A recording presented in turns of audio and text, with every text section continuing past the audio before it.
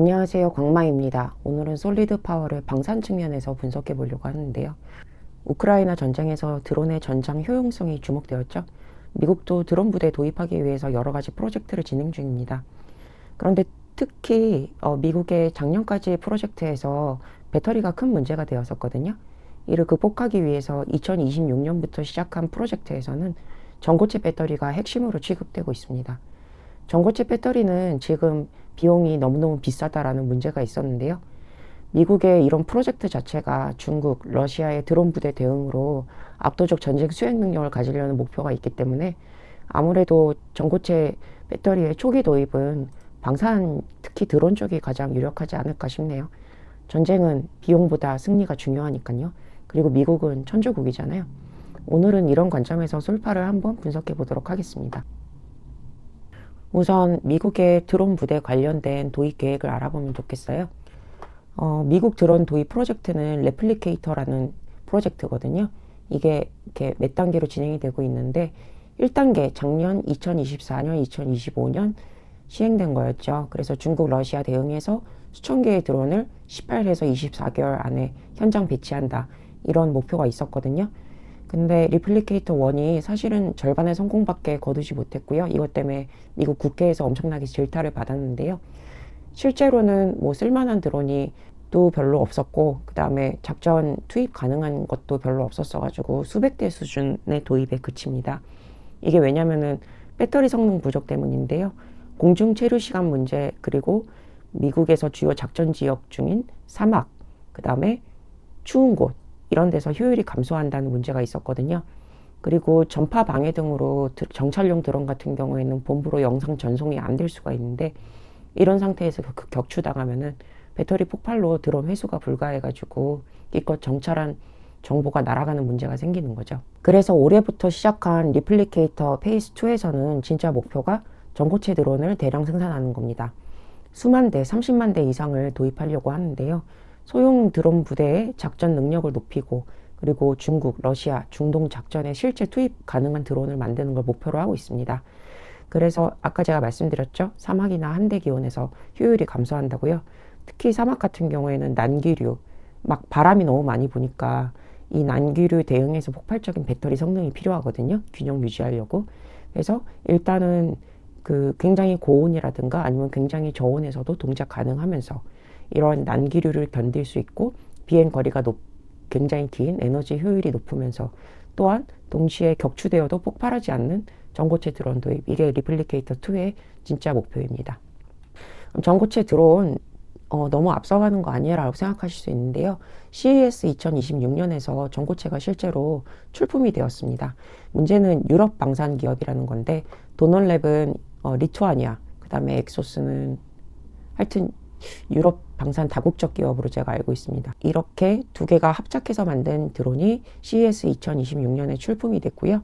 또 상도 받았습니다. 그래서 혁신적 에너지 밀도 그리고 극한 환경 대응 가능한 드론이어서 미국이 전고체 드론 도입하는 것도 뭐 그렇게 꿈 같은 일은 아니고 실제로 되고 있는 일이고요. 전고체 배터리는 아까 말씀드렸다시피 전쟁의 룰을 바꾸는 에너지입니다. 그래서 정찰 및 공격용 드론은 그 허브가 있어야 되거든요. 근데 비행 시간이 4배가 증가한다는 거는 사실상 비행 거리가 그 반경으로 따지면 16배 정도 증가한다는 거잖아요. 그래서 허브 건설비가 굉장히 감소가 되고요. 그리고 피격 시에도 폭발하지 않기 때문에 특히 정찰용 드론은 굉장히 효용이 높습니다. 꼭 드론이 아니더라도 델타 포스나 그린베레 이런 그 특전 부대용 웨어러블 장비에도 배터리가 쓸 수 있는데요. 이런 부대 요즘에 AI 장비 많이 쓰거든요. 그 AI 장비가 전력을 굉장히 많이 잡아먹을 거잖아요. 이런 장비들의 배터리 슬림화, 그리고 긴 동작 시간, 그 다음에 뭐 총탄이나 아니면 파편 같은 거 맞았을 때 폭발 안 하겠죠. 그런 것도 굉장히 좋다라고 생각할 수 있습니다. 그 다음에 미국이 요즘 신경 쓰는 것 중에 하나가 잠수정이거든요. 잠수정 같은 거를 드론으로 왜냐면은 인간이 타면은 엄청난 심해까지 내려가긴 좀 위험하니까 이런 심해 같은 경우는 고압력 환경이잖아요. 고압력이라는 거는 이퀄 온도라는 거거든요. 고열. 100매토까지 올라갑니다. 그 옆에 뭐 해저 화산 같은 거 있으면 더 위험하겠죠. 그래서 이런 것도 가능하고, 그 다음에 성층권 드론도 요새 연구 많이 하고 있거든요. 성층권 드론 작전도 가능해집니다. 그래서 온도 얘기는 아까 드렸고요. 그러면은 주요 전고체 배터리와 미국 정부와의 관계에 대해서 한번 알아보실까요? 아시는 분도 계시겠지만 저희 선입견과는 달리 미국이야말로 우리나라보다 인간관계나 라포 형성이 더 영업에 영향을 많이 미칩니다. 그러니까 페이팔 마피아나 스탠포드 졸업생 네트워크 이런 말이 나오는 거죠. 또 모든 영업이 다 그렇듯이 미국 정부도 레퍼런스 이런 거 많이 볼 거 아니에요? 보시다시피 경쟁자들에 비해서 솔파가 연방정부와의 관계가 굉장히 끈끈합니다. 애초에 설립 자체가 정부 지원이었고요. 나머지 회사들은 약간 주정부라든가 아니면 민간 자본 그쪽이 많고요. SES AI 정도가 그 미국 정부하고 좀 관계가 좋은데요. 요거 한번 비교를 해볼게요. 그래서 솔파랑 SES AI 한번 비교를 해볼 건데 제일 중요한 게 NDAA 적합성입니다. 이게 미국 군수장비 도입할 때 굉장히 중요한 기준인데요. 공급망이 다 미국인가 아닌가 그걸 보자 이런 표준이거든요. 근데 솔리드 파워는 공급망 전체가 미국이잖아요. SK온에서 대량 생산한다고는 했지만 SK온 자체도 주력 생산 시설이 미국에 있잖아요. 공장이 뭐 2개 짓고 있고. 그래서 솔리드 파워는 공급망 전체가 미국입니다. 그래서 NDA 적합성이 최상이고요. 그에 비해서 SAS AI 같은 경우에는 공장이 한국에 있습니다. 또 충주죠. 그래서 이거 같은 경우는 아무래도 한국에 있으면 중국 부품이나 중국 원자재 들어갈 확률이 높으니까 소재지 추가 증명 이런 절차가 복잡하게 됩니다. 뭐 요런 이제 차이가 있는 거죠. 그리고 미국 정부 같은 경우에는 해외 시설 실사 같은 것도 하거든요. 더 복잡합니다. 그래서 이런 문제 때문에 솔리드 파워가 SES AI보다는 미국 방산에 납품이 훨씬 편하다 이렇게 생각하시면 될 것 같아요. 솔리드 파워는 그리고 미국 정부 프로젝트 히스토리가 좀 레퍼런스가 좋습니다. 애초에 초기 설립부터 다르파 프로젝트, 이게 국방부에서 하는 연구지원 프로젝트거든요. 그래서 여기에서 시작해가지고 스핀오프 된 케이스고요. 나사라든가 알파2 같은 데서 군용 배터리 연구 과제를 수행했었습니다. 여기 이제 연구 집중할 시절에는 민간 기업 투자 유치도 했지만은 미군의 육군, SBIR 계약 체결 이런 또는 극한 환경 테스트 완료를 수행하였습니다. 2025년에는 그 주가 피크 치는데 한번 있었잖아요. 이게 미 에너지부에서 5천만 달러 지원금이 확정돼서 연속 생산 라인, 이거는 제가 카드로 지금 걸어놓은 비디오를 보시면은 더 이해가 좋으실 텐데요. 연속 생산 라인, 대량 생산을 위한 첫걸음이거든요. 이 구축에 착수하였습니다. 2026년부터는 미 국방부 레플리케이터 2에 비밀 병기가 되지 않을까라고 저는 예상하고 있습니다. 관계가 너무 좋거든요, 정부랑. 그리고 실제로 지금 SK온이 대량 생산 담당일 거라고 했잖아요. 솔파에서 생산 기술 라이센스랑 그 다음에 전해질을 보급을 해주고 이 라이센스 바탕에서 SK온이 대량 생산을 할 텐데 SK온하고 미국 정부하고 이미 배터리 협의 중입니다. 그래서 DOE 기술 이전에 판을 짜고 있고요. SK온의 라이센스 도입을 솔파에서 이 라이센스 도입할 때 이미 DOE가 좀 많이 도와줬었습니다.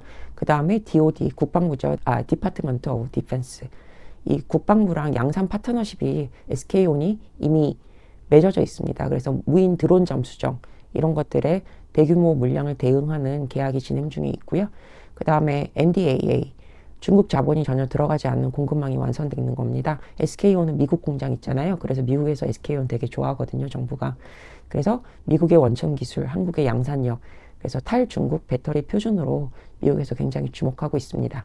그래서 저 같은 경우에는 만약에 솔리드 파워 전고체 배터리가 상용화된다면은 뭐 전기차라든가 피지컬 AI 이쪽보다는 그 방산, 미국 국방부의 방산 사업에 가장 먼저 투입되지 않을까라고 생각이 되고 있고요. 2026년 레플리케이트 페이스 2에서 아마 그런 부분들이 더 눈에 띄는 호재로 나오지 않을까라고 생각을 하고 있습니다. 요거는 미국 방산산업 요즘 주식 많이들 관심 있으시잖아요. 그 주식 분석하실 때 필수 용어 제가 좀 해놨고요. 아까 말씀드린 NDAA는 국방권한법이라는 건데 중국산 제품 구매를 금지하고 특히 배터리 구매 금지하는 842조가 저희 솔리드 파워 분석에서는 가장 큰 비중을 차지하고 있습니다. 그 다음에 레플리케이터 이니셔티브라는 게 있는데요. 이거는 중국, 러시아 등에 대응하기 위한 드론 부대 구축하기 위한 거고요. 특히 지금 중국은 중국도 그렇긴 하죠. 러시아 같은 경우에는 우크라이나 전쟁을 직접 수행했었잖아요. 그러면서 드론 관련된 데이터를 엄청 많이 모은 것으로 알려져 있습니다. 그렇기 때문에 드론 부대 빨리 구축해야겠다라고 미국도 지금 서둘러서 박차를 가하고 있죠. 그래서 기존 무기를 도입하기 위해서는 미국이 굉장히 보수적이기 때문에 10년 정도 걸리거든요. 근데 요거를 이렇게 짧은 기간 안에 실전 배치하기 위해서 만드는 초스피드 프로세스입니다. 그래서 차트라든가 여러 가지 자료를 한번 같이 보시면서 좀 분석을 해보는 게 어떨까 싶습니다. 솔리드 파워 유상증자 발표 이후에 엄청 많이 떨어졌어요. 거의 올드로 찍었네요. 여기서. 와, 눈물 나네요. 끔찍하죠? 근데 또 떨어질 것 같아요. 제 예상에는. 솔리드 파워가 2월 24일, 그러니까 다음 주 화요일쯤이죠. 실적 발표가 있는데 이게 폴캐스트거든요. 이게 전분기고요. 전분기가 2025년 3쿼터인데 전분기에 비해서 실적이 좀 더 나빠질 예상이 있습니다. 물론 이것보다 실적이 조금이라도 좋거나 아니면은 비슷한 수준이다라고 그러면은 주가가 떨어지는 것까지 영향이 있을 것 같지는 않은데요. 어쨌든 지금 예상치는 3분기보다 낮을 거기 때문에 이 실적 발표되면은 좀 더 주가가 지금보다 내려갈 가능성도 있습니다. 그러면은 여기 이쯤에서 매집하실 분들은 조금 더 매집을 하시는 게 좋겠죠. 그리고 지금 같은 경우에는 나스닥 지수 자체가 그렇게 좋은 편은 아니거든요. 왜냐면 AI에 너무 과도 투자하는 거 아니냐라는 걱정이 지금 있고요. 그 다음에 반도체 칩 주식 관련된 것들이 지금 실적은 좋았는데 미래 전망이 이렇게 좋지는 않습니다. 왜냐면 3분기 되면은 너무 공급 과잉이 될 확률이 높다라고 생각을 하고 있거든요. 이런 두 가지 악재, 그리고 거기에 마지막으로 5월까지는 케빈 워시 연체 연준의장 공포 때문에 5월에 직접 상원 인가 받을 때까지는 아마 좀 시장이 불안할 걸로 예상이 돼요. 그래서 이렇게 낮은 상태로 얼마 정도 더 갈 거라고 저는 예상하고 있거든요. 이거를 매집 기회로 생각하시면 어떨까 싶습니다. 박앤세일 기회로 생각하시고 2026년에 아까 말씀드렸다시피 미군 드론 프로젝트 리플리케이터 2에 아마 기업 선정 절차가 있을 텐데요. 그게 발표가 나면 솔리드 파워의 호재가 되지 않을까라고 생각하고 있습니다. 여기까지가 솔리드 파워에 대한 제 분석이었고요. 어디까지나 제 분석은 그냥 참조로만 해주시고 본인의 판단과 분석에 따라서 투자해 주시는 것을 저는 권장드립니다. 이상입니다.